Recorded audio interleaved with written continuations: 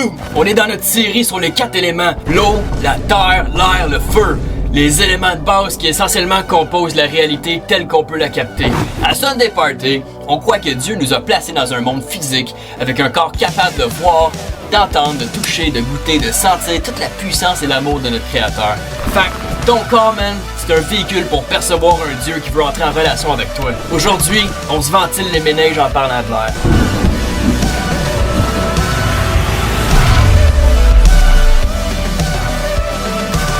Yo, MD Brother! L'air, man! Je vois déjà comment on va s'aligner sur le sujet. On a tellement besoin de ça. L'O2, man, c'est le fuel de la vie. Tu peux pas être plus sur le piton que ça, bro. Sans air, on pourrait pas nourrir notre machine biologique. Tous nos muscles, notre cœur, notre cerveau carburent à l'oxygène. Ça peut pas être plus de base que ça. Fait qu'oublie notre existence à cette énergie-là.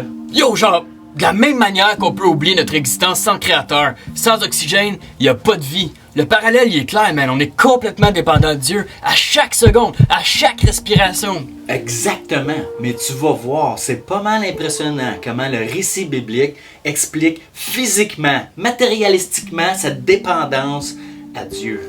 Wow. T'as une minute, papillon, là. T'es en train de me dire que l'ingénierie de pomper de l'air avec mes poumons, genre... ça a une intention métaphorique de comparer Dieu à genre... carrément l'énergie qui maintient le cosmos. Oh yes, j'ai la conviction que Dieu veut nous faire comprendre bien des affaires par la manière qu'il a créé notre planète. Dans la fabrique même de notre univers, il y a des indices qui nous révèlent la personnalité de notre Créateur. Ok, mais tout est en tout. Bon, laisse-moi te ramener à la Genèse, comme genre au début, lorsque la Terre est décrite comme un cold, dark et sans forme. Ah ouais, où est-ce que l'Esprit de Dieu survole et commence à organiser la création et propager la vie? C'est ça, l'Esprit de Dieu. Les auteurs de la Bible utilisent le mot « ruach » pour décrire la présence personnelle de Dieu en esprit. Le roi? Ruach. Le rack? Ruach. Hack. Il faut que tu roules le H dans ta gorge subtrachinale. What? Un H roulé? Man, un H simulait? Le sub quoi? Bon, anyway, là. Ok. Fait que tu disais que la présence personnelle de Dieu. Oui, Ruach, c'est Dieu en esprit. Ok, Dieu en esprit. Mais c'est sa forme habituelle, right? Dieu est toujours esprit. Qu'on voit pas bien, qu'on peut pas toucher, qui est pas vraiment palpable finalement. Je dois l'avouer, qu'on a de la misère à le sentir, ou même à le comprendre. Un esprit, c'est hello, man. Pas tout à fait. Pense au vent. On peut pas le voir, mais on sent son effet. Son effet est évident.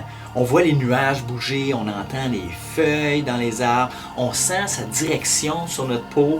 De la même manière, l'Esprit de Dieu est invisible, mais sa création rend son existence évidente. Puis, c'est son esprit qui soutient toute la vie, tout l'univers. Évidente, ouais. C'est vrai que Paul, dans l'Épître aux Romains, dit que la création nous donne aucune excuse de pas croire au Créateur. Puis Jésus aussi, il compare l'action de Dieu au vent qui vient puis qui passe. Fait que ouais, le vent, c'est une image vraiment pas pire pour nous faire comprendre un peu plus le concept d'un Dieu qui est invisible à l'œil, mais qui est à l'œuvre dans notre monde, man. Ouais, mais il y a plus encore. Dude, tu m'étonnes pas. T'es Master Deep, pis c'est pas pour rien. Tu sais, dans le poème de la création, lorsque Dieu forme l'homme de ses mains à partir de la terre, te rappelles-tu ce qu'il fait pour animer le corps qu'il vient de sculpter? Oh oui, il souffle vie dans ses narines. Il souffle, oui. Il souffle son ruach. C'est le mot que la Bible utilise. Le même mot qui décrit Dieu lorsqu'il survole la terre. Dude! Genre, il souffle son ruach, fait il souffle son esprit, c'est-à-dire genre sa présence dans nous. Carrément. Bro! Attends, laisse-moi connecter mon cerveau qui s'est éparpillé un peu partout, man, c'est fou. Ruach a beaucoup de significations, tu vas voir, mais toutes les significations ont en commun une définition d'énergie. Fait que Dieu est cette source de base, une énergie vitale qui subsiste en elle-même et il décide de la partager en nous animant de sa propre essence. Dieu partage sa propre existence avec nous. Yo, insane, man! Fait c'est pour ça, dans le fond, qu'on est appelé à son image. Nos actions, nos vies, étant animées par son essence, on est supposé représenter l'action de Dieu, genre, physiquement. Genre, le contraire de ce que je disais tantôt, c'est super tangible dans nos 5 sens, man. Bill Bro, quand tu regardes à un autre être humain et que tu regardes à nos capacités de s'organiser, de créer en société, t'es supposé voir une œuvre divine en action qui pointe vers la glorieuse source du cosmos. Cette source de vie qu'on a décidé d'appeler Dieu, parce que on n'a pas d'autres mots, est intelligente, a une personnalité, un caractère et le désir de connaître pour vivre quelque chose de constructif avec toi et moi pour les autres. C'est ben beau, mais malheureusement, genre je veux pas te décevoir deep là, mais c'est pas tout ça que j'observe dans les news, ou même proche de moi, ou même, genre, je t'avoue que dans mon propre cœur, man, dans mon propre cœur, quand je fais le bilan de comment je dépense l'énergie que j'ai reçue de la vie, genre, je peux pas être fier de représenter l'image de Dieu. Si j'étais une statue ou un monument qui pointe vers la gloire de Dieu comme tu dis, genre, man, je pense que je serais un vestige tellement vandalisé qu'on saurait même plus pourquoi je suis là. Genre, pour être honnête, là, ce serait plutôt une vidange nuisible à enlever du décor. Yo, bro, c'est deep ça. Trop deep, man. La création vandalisée, je te feel, man. Puis c'est pour ça qu'on a de la misère à voir Dieu sur la terre. On le représente pas. On a plutôt centré sur nous le cadeau de la vie et ironiquement, en voulant garder tout pour nous-mêmes, ben, on perd tout. On s'entremange. On s'autodétruit. Ton idée de la statue vandalisée, c'est pas mal dit, bro. Tu veux-tu la chaise, man? Ben... non. Parce que je sais pas quoi faire, man. On s'en va où d'ici? Eh ben, si on continue plus loin dans nos lectures bibliques, tu vas voir le rouarque de Dieu est à l'œuvre. Alright, man. Rouaque-moi ça. C'est arrivé que le rouarque de Dieu a donné des capacités à des gens spécifiques à un moment clutch de leur histoire. Ah, ouais. Attends, genre... la fois là, que Joseph, il avait la capacité d'interpréter les rêves du pharaon. Ouais. Puis en fait, c'est la première personne à qui ça arrive. L'histoire de Joseph se retrouve dans la fin là, de la Genèse. Et on peut lire que le rouarque de Dieu est avec Joseph pour cette tâche spéciale. Ouais, mais attends, là, est-ce que c'est encore le mot roi qui est utilisé lorsqu'on lit que l'Esprit de Dieu était sur les travailleurs et les artistes qui ont construit le temple? Ouais, encore, ouais. C'est Dieu qui donne des capacités, des talents spéciaux pour que l'humain accomplisse des tâches géniales qui nous distinguent de toute autre créature. Avoue qu'il n'y a aucun autre bébite qui se fabrique des instruments pour composer de la musique ou qui peint des œuvres d'art exceptionnelles, qui construit des temples. Aujourd'hui, on appelle ça des stades pour nos idoles, mais ça démontre bien aussi que notre désir inné d'adoration s'est défocusé vers nous, la créature, plutôt que de se diriger vers notre Créateur. Fait que genre, si on continue à avancer dans la Bible, c'est encore l'expression roi qui est utilisée lorsque les prophètes parlent au peuple de la part de Dieu, right? Ouais, justement. Les prophètes sont souvent là pour dénoncer notre déroute et qu'on devrait retourner à Dieu. Ils sont poussés par le rouarque pour faire connaître aux gens le point de vue de Dieu. C'est-à-dire que Dieu a créé un monde vraiment bon et fun, dont il était fier, mais que l'homme a vandalisé, pour reprendre ton expression tantôt, en s'adonnant au mal. On dévisage l'image de Dieu qui a été placée en nous, qui a été soufflée en nous. Le chaos, man. On revient à un monde désorganisé. Tu sais, genre, le néant d'avant la promenade du rouarque de Dieu sur la surface de la terre informe. Mais non, pas exactement. Dieu, il abandonne pas si facilement que ça.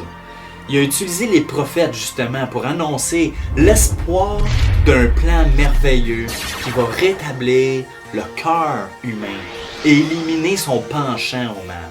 So, un cœur qui revient à aimer Dieu et son œuvre. Oui, Dieu et son œuvre, c'est-à-dire les autres. Nice! Une restauration de l'image de Dieu qui nous a été donnée par son souffle. Ok, nice! Mais comment, man? Ben, il faut faire un jump dans la Bible et flipper une coupe de pages là, pour tomber sur Jésus. Ok, c'est bon. Fait que Jésus, il marque un nouveau début dans l'histoire de l'humanité. Puis c'est pour ça qu'on recommence la datation avec lui à l'an 0. Non, pas vraiment, mais j'aime l'observation. C'est pas pire pantoute.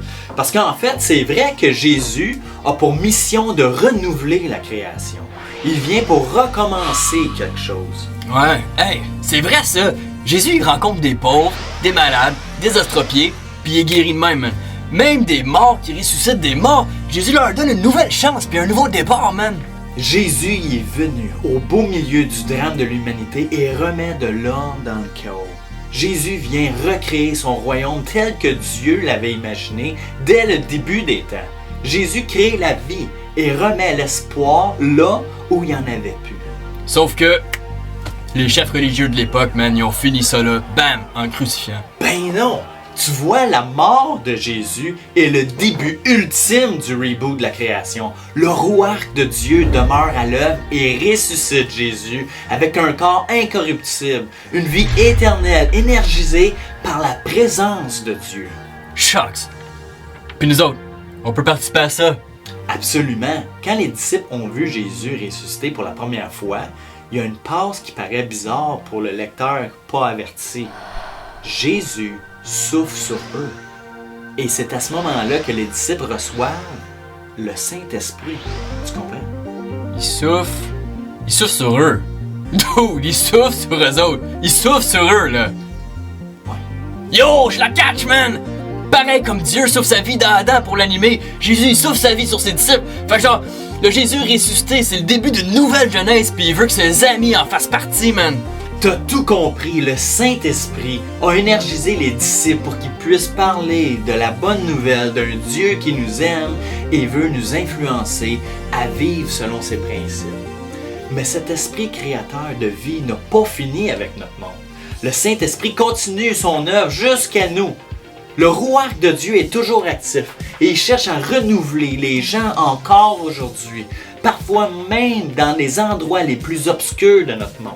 C'est trop hype, man! Il faut que je me plug sur Twitch tout de suite pour dire que Jésus a cette capacité de nous transformer et de nous donner le pouvoir d'aimer Dieu et les autres pour construire un monde plus juste. Ultimement, l'espérance que nous avons, c'est que le rouarque, le souffle de Dieu, qui est le commencement de tout, va terminer la job.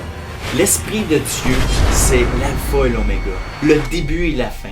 L'histoire de la Bible se termine avec la vision d'une humanité renouvelée basée sur l'équité divine et énergisée par un esprit qui renouvelle la vie pour toujours, man.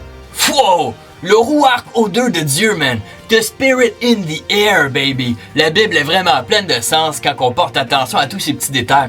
C'est un ouvrage fascinant qu'on n'a pas fini de découvrir. On a besoin de la scruter puis de la repasser au peigne fin pour en déterrer ses trésors. So dude, Jésus se révèle à celui qui le cherche, puis j'espère qu'on t'accroche à vouloir en savoir plus. Tu peux vraiment remercier Dieu pour le souffle qu'il te prête à chaque jour. Mais même, demande le deuxième souffle de Jésus pour finir la course sur le podium d'une existence qui compte vraiment. À la prochaine, guys!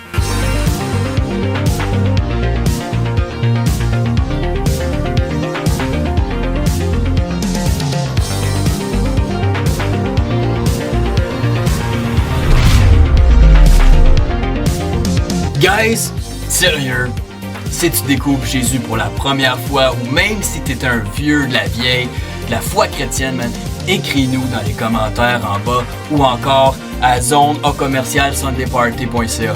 On veut ouvrir une discussion avec toi. Notre chaîne croit que Dieu est amour et t'invite à son party. Mais un party, dude, on fait pas ça tout seul. On veut le faire avec toi, pour et avec lui. Ciao, ciao.